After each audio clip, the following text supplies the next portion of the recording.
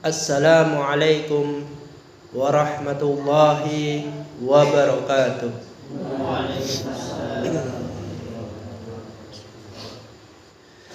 Innal hamdalillah nahmaduhu wa nasta'inuhu wa nastaghfiruh wa na'udzu billahi min sururi anfusina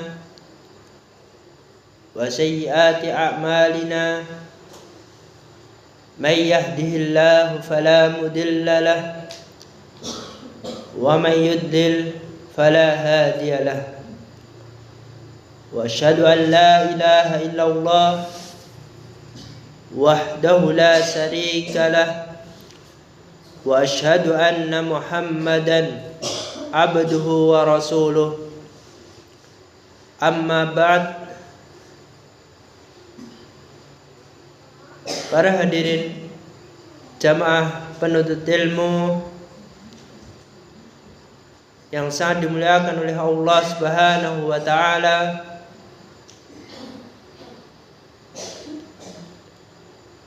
pada pertemuan malam hari ini kita akan melanjutkan belajar bersama-sama kita yang berkaitan dengan ilmu-ilmu tauhid. Dan sebelum memasukin belajar bersama-sama, mari kita baca basmalah bersama-sama.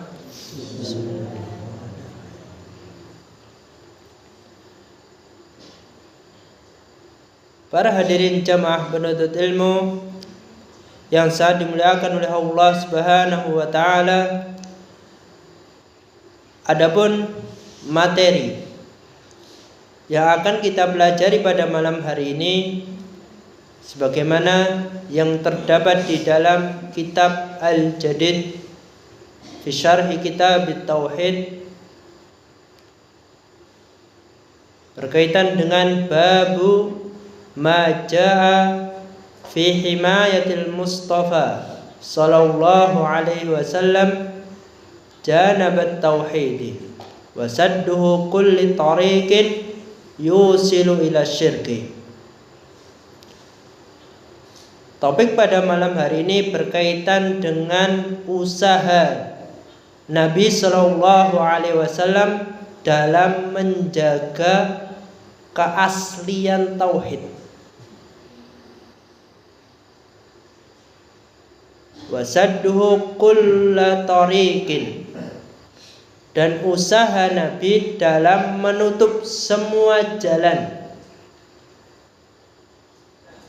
yang bisa mendorong seseorang melakukan perbuatan kesyirikan.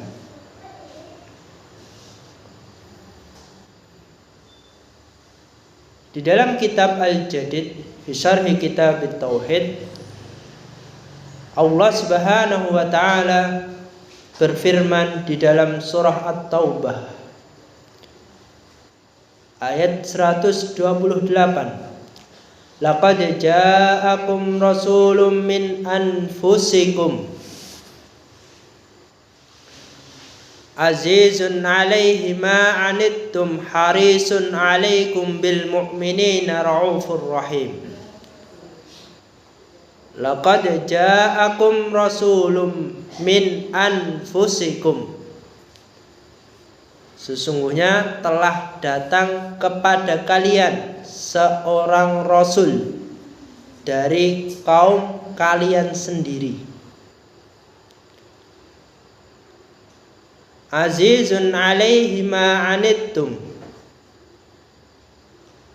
berat terasa olehnya penderitaan kalian. Harisun 'alaikum bil mu'minina raufur rahim, sangat menginginkan keimanan dan keselamatan bagi kalian. Raufur rahim, dan amat belas kasihan lagi penyayang terhadap orang-orang mukmin. Di dalam surah At-Taubah Ayat 128 di sini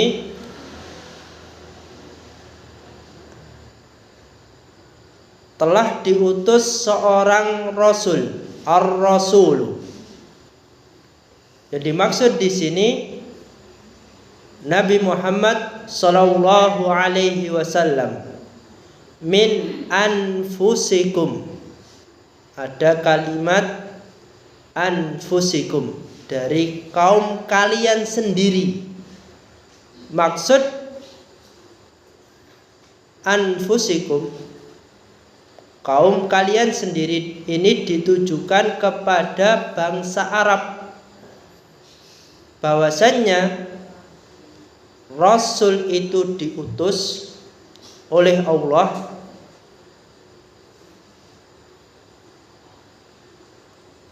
yang membawakan risalah, itu dipilih dari bangsa Arab. Dan kita mengenali nasabnya, kemuliaan nasab Nabi, dan sifat amanahnya. Makanya Al-Quran itu diturunkan dengan bahasa Arab. Hadis-hadis Nabi itu kitab aslinya itu semuanya bahasa Arab. Alasannya ja'akum rasulun min anfusikum, karena seorang rasul yang diutus oleh Allah, yaitu Nabi Muhammad sallallahu alaihi wasallam, dari bangsa Arab, dipilih. Azizun alaihi ma anittum. Dan Nabi Muhammad sallallahu alaihi wasallam diberi amanah yang sangat berat.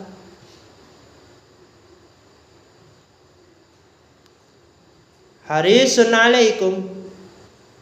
Dan Nabi Muhammad sangat khawatir penderitaan yang akan dialami oleh umatnya. Makanya di sini Nabi sallallahu alaihi wasallam harisun alaikum bil mu'minin, sangat bersemangat mendakwahkan agar umat-umatnya itu beriman dan mendapatkan hidayah, keselamatan di dunia ini. Dan orang-orang yang mendapatkan hidayah hanya orang-orang al-mu'minin, orang-orang yang beriman.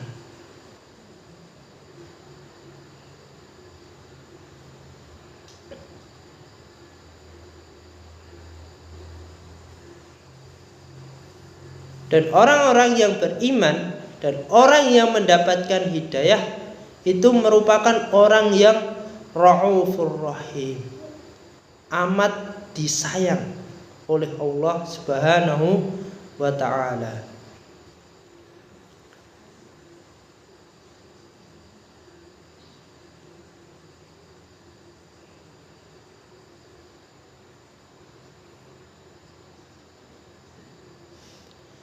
Adapun faedah yang terdapat di dalam ayat ini ada dua faedah. Yang pertama, bayanu nikmatullah 'alal basari. Surah At-Taubah ini menjelaskan tentang nikmat Allah kepada manusia, terutama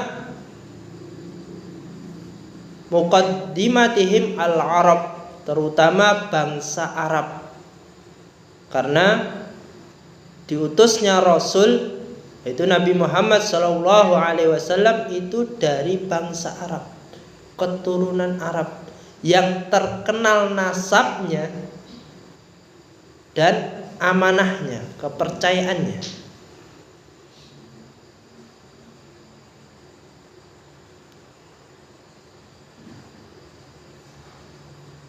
Dan tujuan Allah mengutus seorang Rasul untuk menyelamatkan dalam bentuk kesyirikan yang akan dilakukan hambanya. Makanya Nabi Shallallahu Alaihi Wasallam mendakwahkan, mengajak orang untuk beriman dan mentauhidkan Allah. Adapun faedah yang kedua, bayanu hirsun Nabi Shallallahu Alaihi Wasallam ala ummatihi. Surah At-Taubah ini menjelaskan keinginan, kesungguhan Nabi untuk mengajak umatnya ke dalam perbuatan kebaikan. Perbuatan kebaikan di sini perbuatan untuk mengimani Allah, untuk mentauhidkan Allah.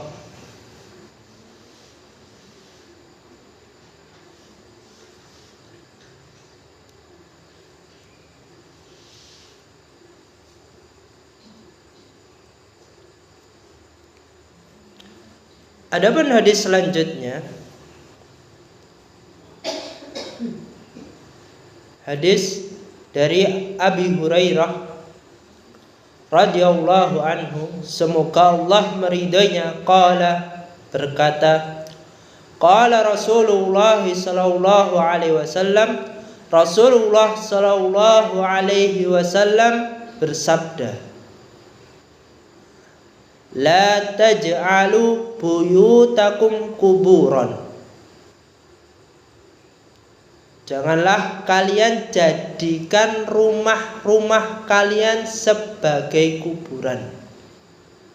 La taj'alu buyutakum kuburan. Ini inti poin yang penting dalam hadis ini. Yang pertama, la taj'alu buyutakum kuburan. Janganlah kalian jadikan rumah-rumahmu itu sebagai kuburan. Maksudnya bagaimana? La taj'aluha bimanzilati kuburin. Jangan kalian untuk menjadikan rumah itu bagaikan kuburan. Tidak pernah untuk melakukan sholat, tidak pernah rumah itu untuk membaca Al-Quran, tidak pernah rumah yang kita miliki itu untuk berzikir kepada Allah. Rumah-rumah yang tidak pernah untuk membaca Al-Quran, tidak pernah digunakan untuk sholat atau berzikir mengingat Allah, bagikan rumah yang semisal seperti kuburan. Jadi rumahnya itu angker.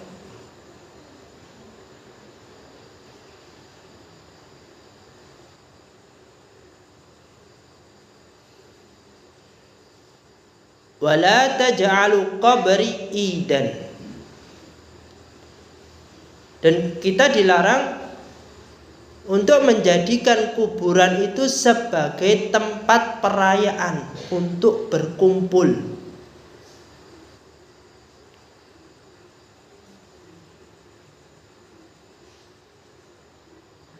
Jadi larangan berziarah kubur dalam bentuk khusus, mengkhususkan hari, mengkhususkan bulan, itu merupakan larangan.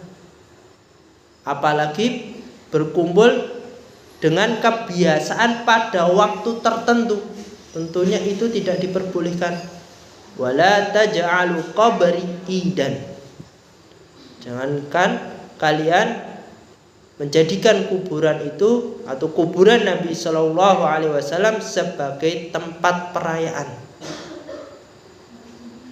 Kuburan Nabi saja tidak diperbolehkan, apalagi kuburan selain Nabi.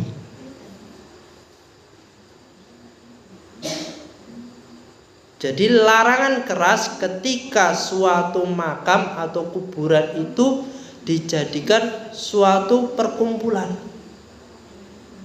Ketika biasanya bersih-bersih makam secara bersama-sama itu dilakukan kapan Pak Bu kalau daerah sini?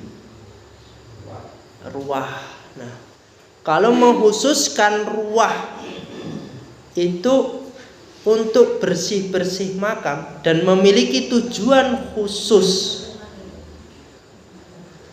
Tujuan khusus biasanya setelah bersih-bersih malamnya itu ngadain kondangan atau yasinan yang ditujukan kepada orang yang meninggal. Nah, itu sama saja itu melanggar tauhidnya. Karena wala taj'alu qabri idan, menjadikan kuburan perayaan untuk berkumpul-kumpul atau mengadakan suatu acara dengan waktu yang khusus itu tidak diperbolehkan.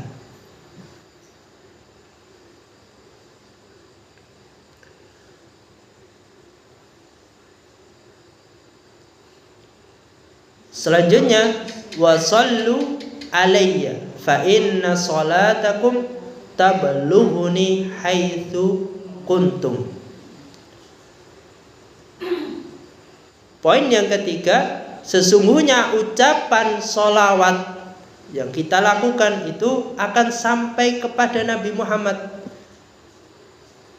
haitsu kuntum, dimanapun kita berada. Jadi bacaan sholawat dan salam yang kita lakukan itu akan sampai kepada Nabi Muhammad SAW dimanapun kita berada. Tapi kebanyakan orang salah paham dalam melakukan sholawat Nabi dengan memahami haitsu kuntum, dimanapun kalian berada. Makanya ada sebagian orang itu melakukan sholawat itu di tempat-tempat yang biasanya dilakukan perbuatan kesyirikan. Tentunya itu tidak diperbolehkan. Ada yang melakukan ziarah kubur ke makam Sunan Fulan atau Kiai Fulan, biasanya itu membacakan sholawat Nabi. Itu tentunya tidak diperbolehkan. Atau melakukan sholawat tapi dilakukan di hari khusus. Contohnya tadi habis bersih-bersih makam, ruah. Ya tadi ruah ya. Ruah itu bersih-bersih makam, malamnya mengadakan acara sholawat bareng. Mengadakan acara sholawatan bareng-bareng. Nah, itu tentunya bisa melanggar, membatalkan nilai-nilai tauhid pada dirinya.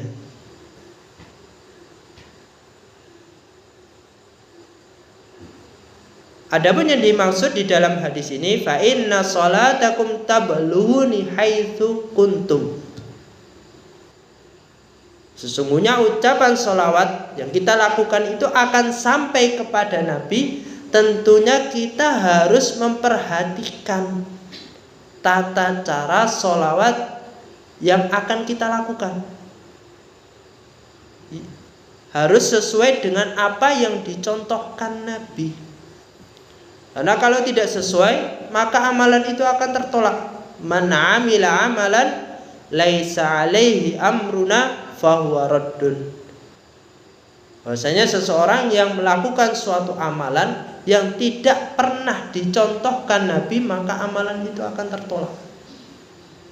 Jadi melakukan sholawat harus sesuai dengan apa yang dicontohkan Nabi. Jadi poin inti hadis ini yang pertama, jangan jadikan rumah-rumah kalian sebagai kuburan. Rumah yang tidak pernah untuk membaca Al-Quran, yang tidak pernah digunakan untuk sholat atau berzikir kepada Allah, tentunya itu rumah seperti kuburan. Yang kedua, wala taj'alu qabri idan. Jangan jadikan kuburan Nabi Muhammad atau kuburan selain Nabi itu sebagai tempat perayaan, melakukan acara-acara khusus atau meramaikan kuburan itu juga tidak boleh. Poin yang ketiga, fa inna sholatakum tablughuni haitsu kuntum. Kita melakukan sholawat, salam yang ditujukan kepada Nabi sesuai dengan apa yang dicontohkan itu akan sampai walaupun kita tidak di dekat kuburan Nabi, tetap akan sampai. Karena sebagian orang melakukan sholawat tidak sesuai dengan apa yang dicontohkan.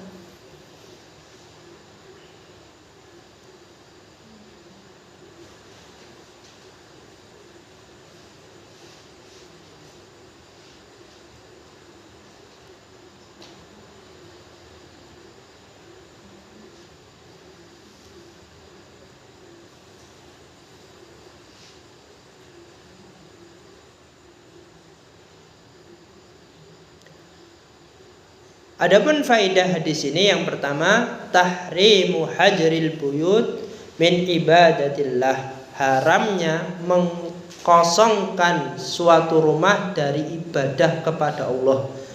Jadi kalau ada rumah itu harus digunakan untuk ibadah, untuk sholat sunnah, untuk membaca Al-Quran, untuk zikir, mengingat Allah. Coba bayangkan Pak Bu, ada rumah yang lama ditinggal merantau, tidak pernah dimasuki orang rumah itu. Lama-lama rumah itu jadi angker. Nah, itu salah satu contohnya, jadi kuburan. Berbeda rumah yang sering dimasuki orang, yang sering untuk membaca Al-Quran.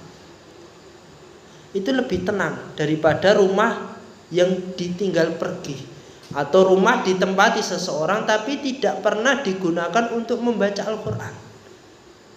Itu kadang hawa rumahnya itu berbeda dengan hawa rumah yang sering digunakan untuk membaca Al-Quran.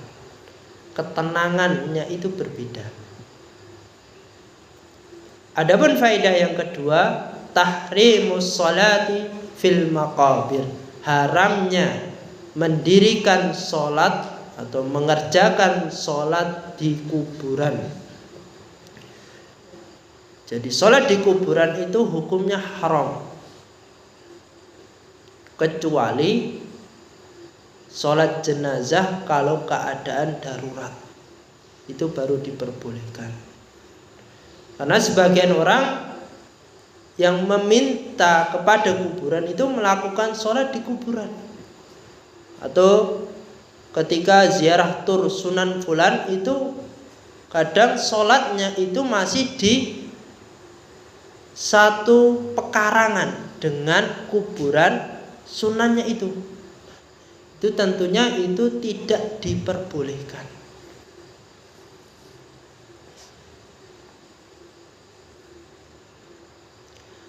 Adapun faedah yang ketiga, tahrimu ziyaratil qabrin Nabi sallallahu alaihi wasallam ala wajhin mahsusin fi zamani mahsusin. Wa kadzalika ziyaratu kulli qabrin. Haramnya ziarah kubur Nabi sallallahu alaihi wasallam secara khusus di waktu tertentu. Contohnya si A ini bulan Januari 2026 ini dia mau umroh. Dari rumah dia ingin melakukan dua niat. Yang pertama umroh, ibadah umroh. Yang kedua ziarah kubur Nabi, tapi dilakukan khusus pada hari Selasa. Hari Selasa full saya berniat untuk ziarah kubur di makamnya Nabi saja. Sholat di sana, meminta di sana. Nah, tentunya pengkhususan hari tertentu itu tidak diperbolehkan. Sama saja itu al-ghulu, berlebihan terhadap kuburan Nabi. Wa kadzalika ziyarati kulli qabrin, begitu pula ziarah di setiap kuburan selain Nabi. Pengkhususan hari, pengkhususan waktu itu tidak diperbolehkan. Ziarah kubur terhadap makam atau kuburan selain Nabi, pengkhususan hari, pengkhususan waktu tertentu itu tidak diperbolehkan. Karena itu bisa merusak nilai-nilai tauhid.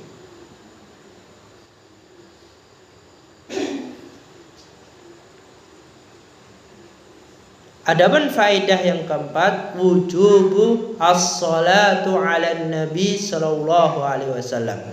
Wajibnya diri seorang muslim yang sejati itu untuk membaca sholawat yang ditujukan kepada Nabi sallallahu alaihi wasallam. Jadi hukum sholawat kepada Nabi sallallahu alaihi wasallam hukumnya itu wajib.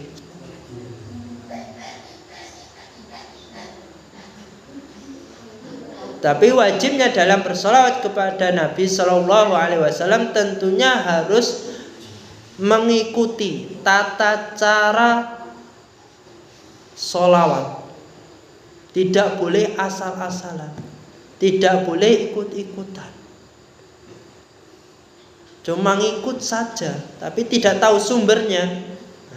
Cuma memahami, oh solawat yang ditujukan kepada Nabi itu hukumnya wajib. Sehingga sebagian orang yang cuma ikut-ikutan saja itu melakukan sholawat yang diiringi dengan hadroh. Itu cuma memahami, oh iya ada hadis yang bunyinya fa inna sholatakum tablughuni haitsu kuntum. Sholawatlah kepadaku, maka sholawat dan salam itu akan sampai kepadaku dimanapun kalian berada. Haitsu kuntum. Memahami sepotong hadis ini, kebanyakan orang ya memahami hanya wajib saja sholawat kepada Nabi, tidak melihat aturan bersolawat kepada Nabi. Dia lupa dengan hadis yang lainnya, bahwasanya ada hadis yang harus mengikuti tata cara dalam melakukan suatu amalan yang dicontohkan Nabi.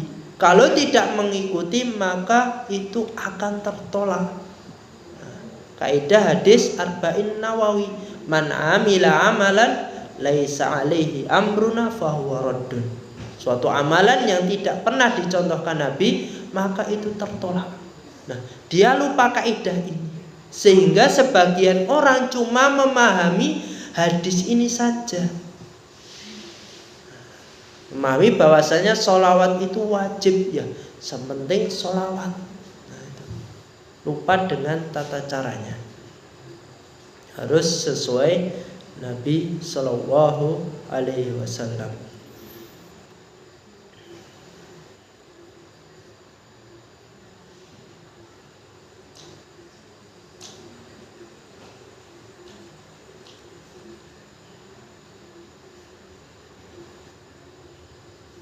Adapun faedah yang terakhir, intifa'ul amwat bidu'ail ahya. Orang-orang yang telah meninggal dunia itu akan mendapatkan manfaat dari orang-orang yang masih hidup. Orang-orang yang meninggal dunia itu akan mendapatkan intifa, mendapatkan suatu manfaat dari orang-orang yang masih hidup. Maksudnya di sini semua amalan seseorang ketika meninggal dunia itu semuanya akan terputus, kecuali berapa Pak Bu? 3. Yang pertama amal jariah, yang kedua ilmu yang bermanfaat, yang ketiga anak soleh yang selalu mendoakan orang tuanya. Jadi orang yang meninggal itu cuma 3 tadi. Kita fokus yang ketiga, anak soleh yang selalu mendoakannya. Jadi anak itu sebagai tabungan yang sangat berharga bagi orang tuanya. Ketika seseorang sudah meninggal, ya tugas anak tadi merawat kuburan orang tuanya, mendoakan, ziarah kubur. Nah, itu kewajiban anak. Pekan sebelumnya kita sudah membahas kuburan itu tidak boleh dibangun di atasnya suatu bangunan. Tujuan anak itu setiap minggunya ya minimal 2 kali datang ke kuburan itu, merawat kuburannya, jabuti rumputnya, dirawat, karena tidak ada bangunan di atasnya. Dia benar-benar mengikuti sunnah, kewajiban yang terdapat di dalam syariat Islam. Dia benar-benar melakukan. Dia setiap minggu itu datang ke kuburannya, mendoakan. Nah, itu yang dimaksud intifaul amwat. Orang yang meninggal itu bisa mendapatkan suatu manfaat. Tapi sebagian besar itu melakukan pemahaman yang salah, sehingga ziarah kubur kepada makam orang lain, ke makam kiai, ke makam sunan, dengan tujuan meminta berkah atau mendoakan orang yang sudah meninggal tadi. Padahal al-intifa yang bisa memberi manfaat itu waladun salih, anak yang soleh. Kenapa enggak berkunjung ke makam orang tuanya? Karena sebagian anak itu lupa ke makam orang tuanya, mungkin 1 tahun itu cuma sekali ketika mau perayaan Idul Fitri saja. Itu baru datang. Tapi ke makam sunan itu hampir setiap bulan ada panitia yang mengadakan tur ziarah kubur. Dia selalu daftar ke panitia itu. Itu merupakan perbuatan yang tidak diperbolehkan. Intifaul amwat biddu'ail ahya. Orang-orang yang meninggal itu yang mendapatkan manfaat dari orang-orang yang masih hidup. Yang dimaksud orang yang meninggal itu mendapatkan doa dari anak soleh, waladun solihun, bukan doanya orang lain.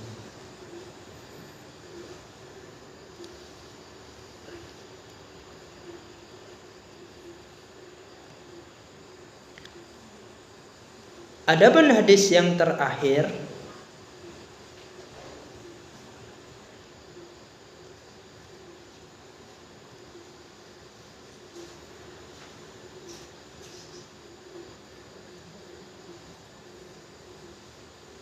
kedudukan hadis yang sebelumnya yang tadi tentang 3 poin penting tadi, itu kedudukannya hadisnya sahih. Kedudukan hadisnya sahih. Jadi kita tidak boleh menjadikan rumah itu sebagai kuburan. Itu larangan. Jadi rumah yang tidak pernah digunakan untuk membaca Al-Quran, zikir, sholat oleh pemiliknya, maka dia sudah melanggar nilai-nilai tauhid. dipertanyakan keislamannya. Yang kedua, tidak boleh menjadikan kuburan itu sebagai tempat perayaan. Jika melakukan pengkhususan kuburan itu untuk dijadikan suatu tempat berkumpul atau perayaan, maka dia telah batal keislamannya. Dan juga yang terakhir, kita melakukan sholawat harus sesuai dengan syariat Nabi. Kalau kita keluar dari syariat Nabi, tentunya itu melakukan perbuatan asyirku akbar, syirik besar.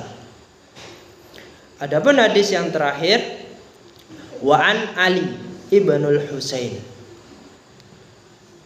dari Ali bin Al-Husain, semoga Allah meridainya, annahu ra'a rajulan yaji'u ila furjatin kanat inda qabrin Nabi sallallahu alaihi wasallam, bahwasanya Ali itu pernah melihat seorang laki-laki mendatangi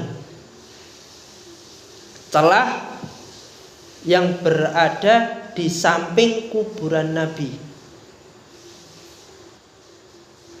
Fayadkhulu fiha fayad'u.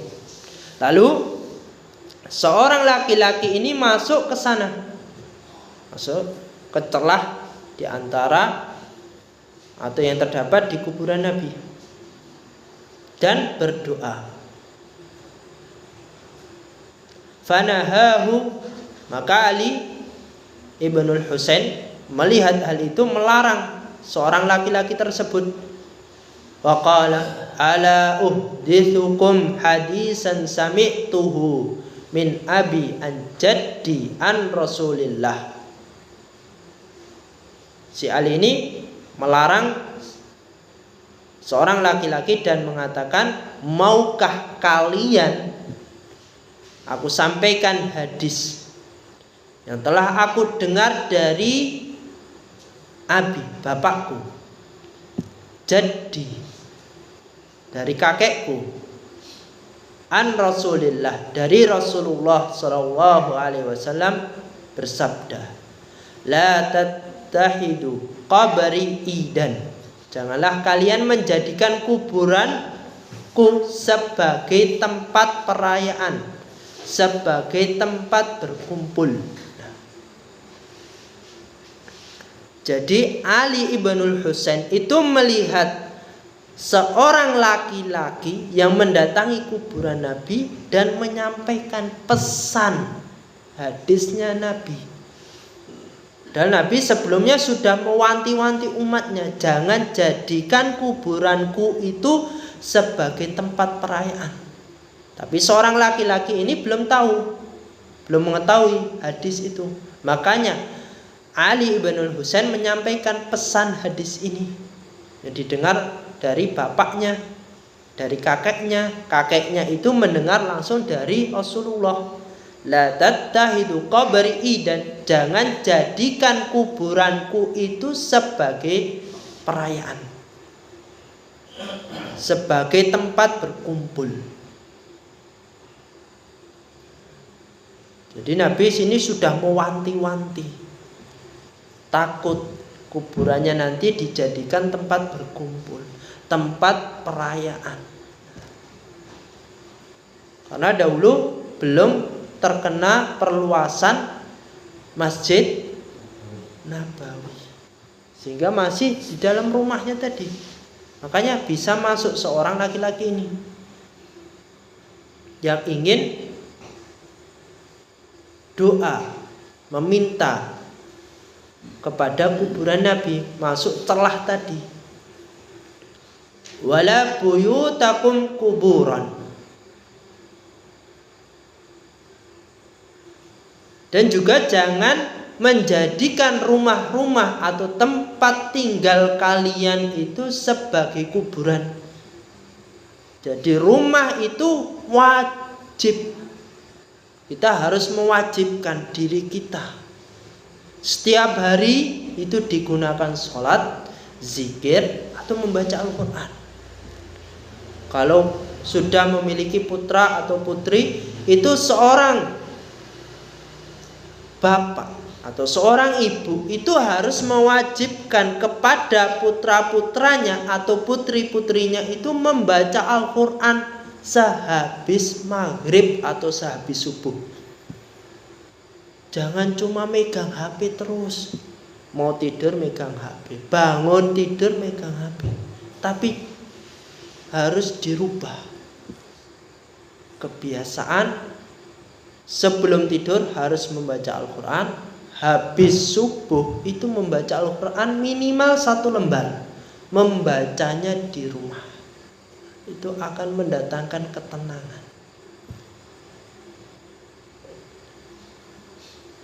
Karena rumah yang tidak pernah digunakan untuk berzikir, tidak pernah digunakan untuk membaca Al-Quran, itu bagaikan kuburan. Wa sallu alayya fa inna taslimakum la yabaluhuni aynama kuntum.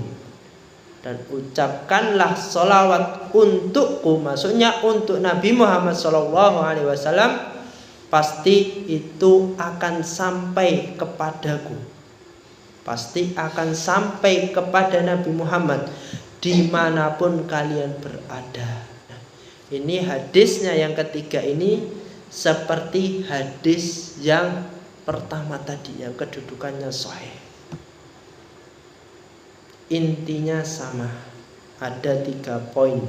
Yang pertama, jangan jadikan kuburan Nabi Muhammad SAW atau kuburan selain Nabi itu sebagai idan, perayaan atau tempat berkumpul. Yang kedua, wala buyutakum kuburan, jangan jadikan rumah-rumahmu atau tempat-tempat tinggalmu itu sebagai kuburan, rumah yang tidak pernah untuk sholat, zikir atau membaca Al-Quran. Yang ketiga, kita diperintahkan, diwajibkan untuk bersolawat kepada baginda Nabi Muhammad SAW. Itu hukumnya wajib. Tapi ketika melakukan solawat itu harus sesuai dengan apa yang dicontohkan Nabi, tidak boleh asal-asalan.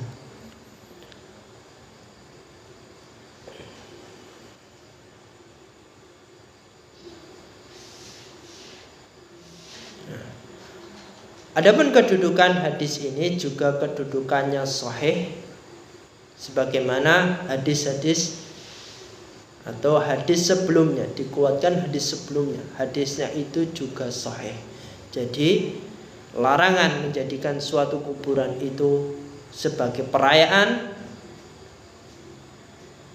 atau menjadikan rumah sebagai kuburan, dan wajib bersolawat kepada Nabi itu harus kita taati, wajib untuk diamalkan. Walaupun ini bukan dari Al-Quran, tapi kedudukan hadisnya sahih, maka kita wajib untuk mengamalkannya. Sebelum ditutup Pak Bu,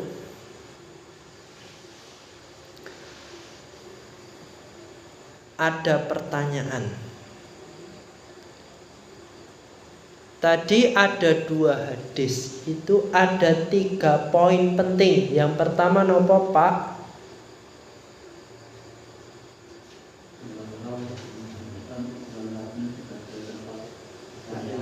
Ya, tidak boleh menjadikan kuburan Nabi itu sebagai tempat kumpul atau perayaan atau kuburan selain Nabi.